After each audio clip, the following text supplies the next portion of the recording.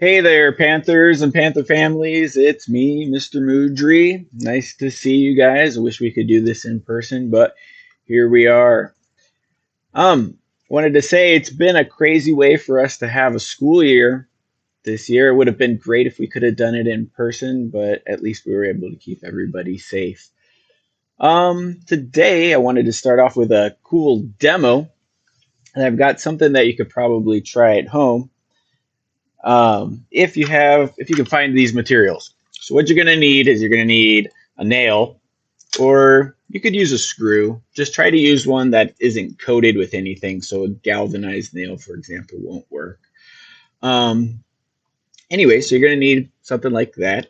And you're going to need some strong magnets. So if you got some of those neodymium magnets, grab some of those. Uh, Mine are pretty powerful, which is good for this big nail. But anyways, it works with smaller if you have a smaller one. Anyways, so attach those magnets onto one end down there, and you're going to need a battery. I got a AA battery here, and I can hang it from I can hang my nail from my battery just like this. Okay, you're also going to need a piece of wire. You could do this with a piece of aluminum foil also. You can't do it with something like a paper clip because what you need is something that's not going to be attracted to those magnets down there. Anyways, what we're making is something that's called a homopolar motor. There's lots of different ways you can do this, but this is just one of them. Anyways, you hold that wire up there on one end of your battery, and then you touch the wire down there to the magnet, and magic happens, right? It's making the nail spin. And careful, because if you do this too long and you're getting too much electricity conducting through there, you could burn your little finger. Anyways, this is just a lot of fun. It's pretty cool. Everybody always seems to think it's pretty magical. It's why electricity and magnetism is my favorite part about physics. Anyways, again, if you guys were here in person, we'd get to do that together. Other things that we could do, build speakers and things like that, are still things that you can do at home. So, um, my recommendation, going into the summer, okay, if you know these kinds of things are the things that you're interested in, check out the website instructables.com. On instructables.com, they've got instructions for how to do all kinds of little projects, some super basic, some super advanced. Okay. Anyways, that's a lot of fun. Check out that website. If you look up homopolar motors there or on YouTube, you can find tons of the instructions on how to do those kinds of things. Another thing that I recommend, if you're into, programming of any sorts or building things, Arduino projects are a lot of fun. Um, Something that I've worked on a little bit in the past is this is here. Well, first off, let me show you what an Arduino is. An Arduino is basically this board. This is an Arduino Uno. You can get them off of Amazon, eBay. You could probably, well, you could get at Micro Center. Anyways, there are tons of different types of Arduino boards. There are tons of different manufacturers of them, and you can get them for as little as like $3 or $4 for the board. Okay, it should come with a USB cord that you can use for programming.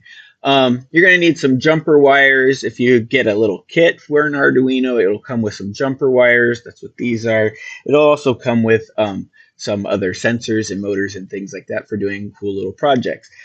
So what I've made here, and believe it or not, it actually works, is a little display for displaying the temperature in the classroom. And the way I did it was used a little servo and a temperature and humidity sensor and my Arduino. Now, I'm no computer programming expert, right? And this is just a kind of a silly little project, but the process of going through and building it and troubleshooting it and all those kinds of things is a really valuable learning experience, and it's a lot of fun. So the number of things that you can do with an Arduino is hugely ridiculous. You can do tons of different things with them. It's highly recommended if that's the kind of thing that you're interested in.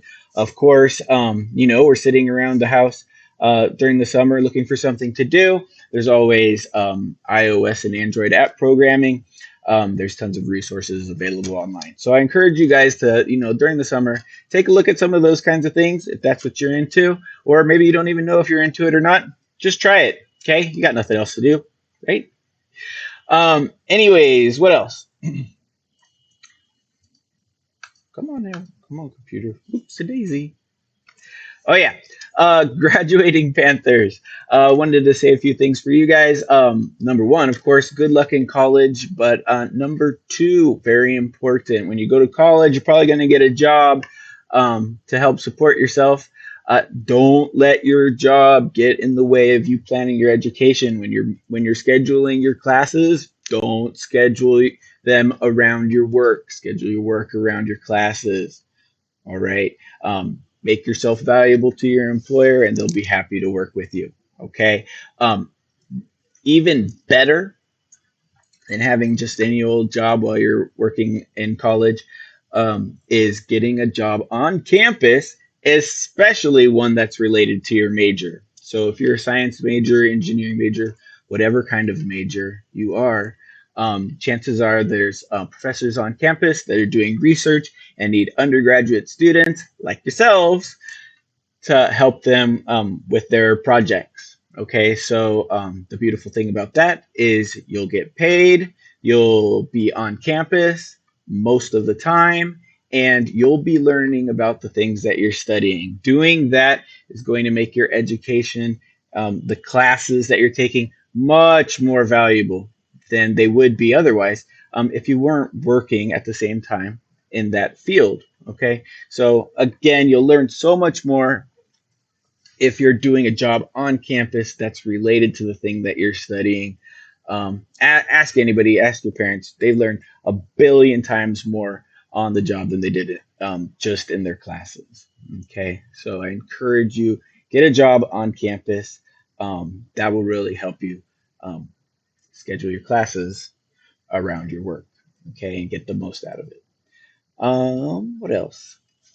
That's about all that I have for you guys now. I wish you guys a great summer. I hope to see you for real someday, maybe next year. Don't be a stranger. Stop by and see us in our fancy new classroom. All right? Appreciate you guys. Have a great summer. Bye.